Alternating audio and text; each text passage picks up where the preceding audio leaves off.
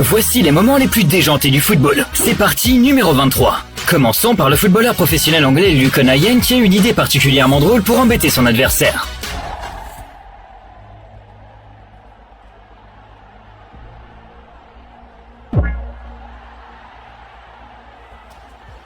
A-t-il embrassé Jacob Sorensen juste pour le provoquer? Et son excuse est encore plus ridicule que l'incident. En tant que joueur, nous essayons de nous provoquer les uns les autres. Et cela se fait généralement de manière agressive. J'ai essayé notre façon de le faire et je pense que ça a un peu marché. On ne voit pas ça tous les jours. En tout cas, ce qui est sûr, c'est que pour le numéro 22, on ne voit certainement pas ça souvent. Imaginez si ça avait été pendant un vrai match. Cela lui aurait certainement valu le prix Puskas du meilleur but de l'année. Numéro 21. Mais parlons du gardien sud-africain, Oscarine Masuluke, qui pendant un match qui s'est joué le 30 novembre 2016, est monté à la dernière minute sur corner dans la surface de réparation adverse. Et regardez ce qui s'est passé.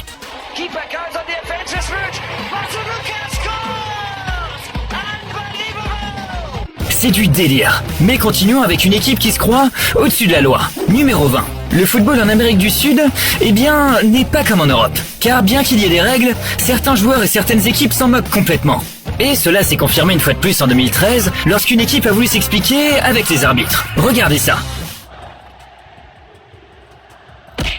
Attendez, mais quoi? C'est un joueur professionnel qui s'en prend à un policier avec un bouclier qui protège l'arbitre. L'Amérique du Sud, c'est vraiment un autre délire. Numéro 19.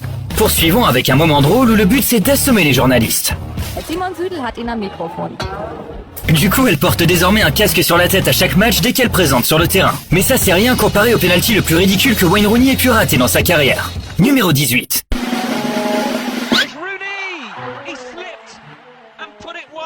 Mais attendez, ce n'est pas fini. Ce n'est pas le seul moment drôle du match. Numéro 17. Un peu plus tard dans le match, Fernando Torres a manqué l'occasion de but la plus facile de sa vie. Ok. Mais passons du ridiculement mauvais au ridiculement bon. Numéro 16. Ici encore, c'est Wayne Rooney. Mais cette fois-ci, il réalise l'une des passes décisives les plus folles de tous les temps.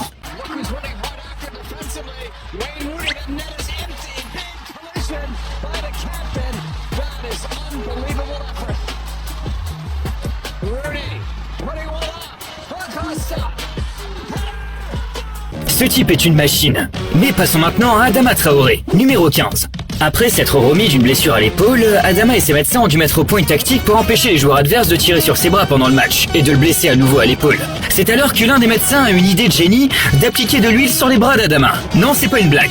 I was recovering from my shoulder, so the way to stop me was cupping my hands. So the doctor have a great idea to push these things in my hand, and it was pretty fun when the defenders tried to grab my hands, and it was.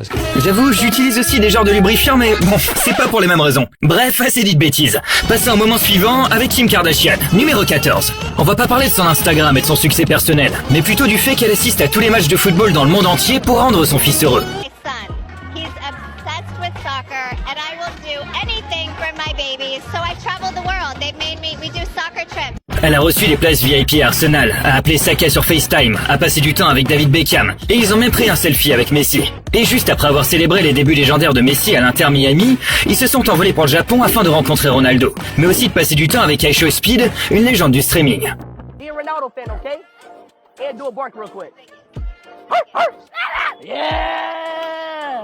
Bon, on l'aura compris, le petit vit déjà son rêve. Numéro 13.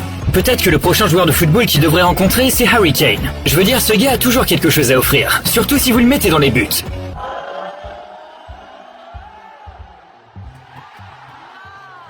Bon, il est clairement bien meilleur en tant qu'attaquant, même s'il a quelques problèmes de temps en temps.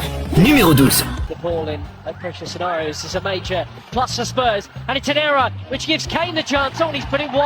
Ok, ça me rappelle un joueur que vous connaissez bien qui a loupé 2 pénaltys et qui plus est a été ridiculisé par son coéquipier lors d'un match entre le PSG et Montpellier. Numéro 11. Sergio Ramos a obtenu un pénalty pour son équipe à la 7e minute. Ça aurait dû permettre au PSG de bien commencer le match, mais au lieu de ça, ça a marqué peut-être le pire match de Mbappé. On pensait qu'Mbappé allait s'énerver et marquer des buts, mais c'est tout le contraire qui s'est passé. Et non seulement Mbappé a raté 2 pénaltys et un coup franc, mais en plus il s'est blessé pendant le match. Ok, après tout stress, on a besoin d'un moment un peu plus drôle. Numéro 10. Là, c'est l'heure de la douche pour les joueurs sur le terrain. En même temps, quand il fait chaud, un arrosage automatique qui déconne, c'est pas mal. Bon allez, on passe à du sérieux. Numéro 9.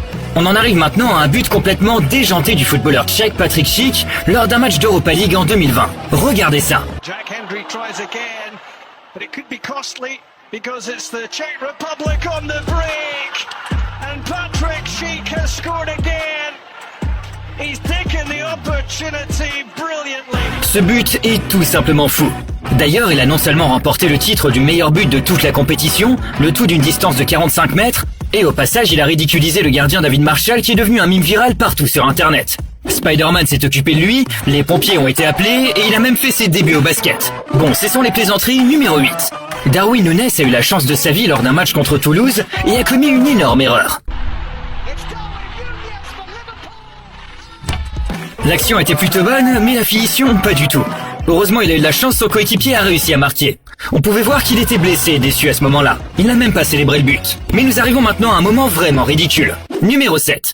Emiliano Martinez est devenu le joueur le plus controversé de l'histoire de la Coupe du Monde. Il a fait les gros titres en sauvant l'Argentine à plusieurs reprises lors d'une séance de tir au but éprouvante. Mais il est allé trop loin en manquant de respect à la France après avoir gagné le Gant d'Or et en tentant d'humilier Mbappé quelques semaines plus tard. Heureusement, Mbappé n'a pas été impressionné et ces deux photos sont devenues virales. Et quelqu'un s'est même fait un tatouage sur son corps. Mais Mbappé n'est pas le seul à ne pas avoir apprécié le comportement irrespectueux du joueur. When you have a big emotion, it's sometimes difficult to control it. And I will speak with him next week about some celebration. And when he's going to be with us and under our responsibility, we can speak about it. Mais pour le numéro 6, un joueur a changé la donne. Lors des quarts de finale de la Coupe du Monde 2022, les Pays-Bas et l'Argentine se sont affrontés dans un match de fou. Les joueurs ont tout donné. L'Argentine prend l'avantage à la 34e minute.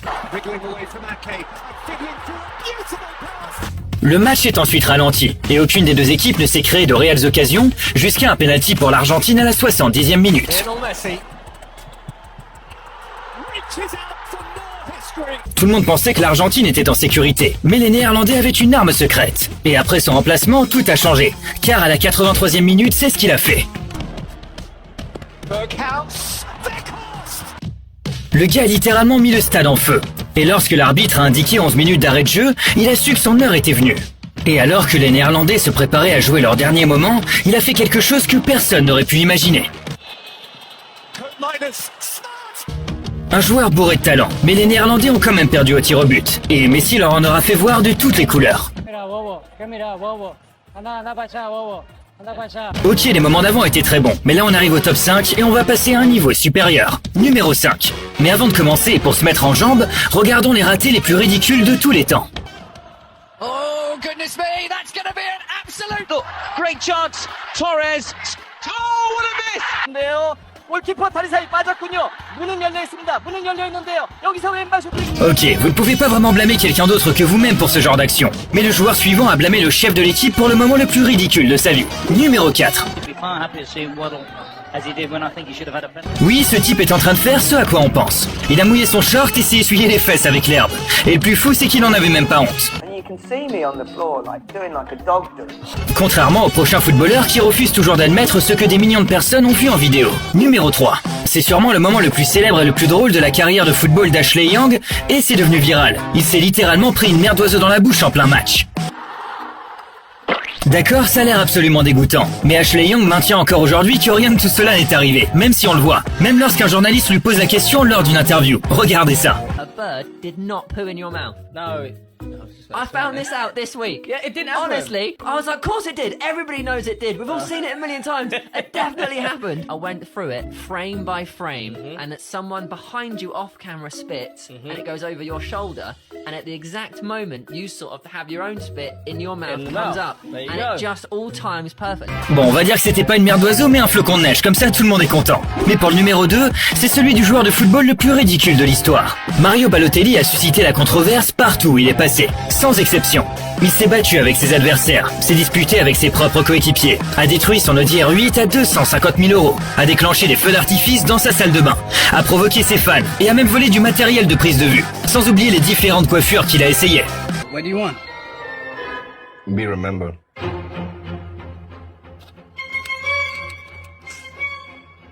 No.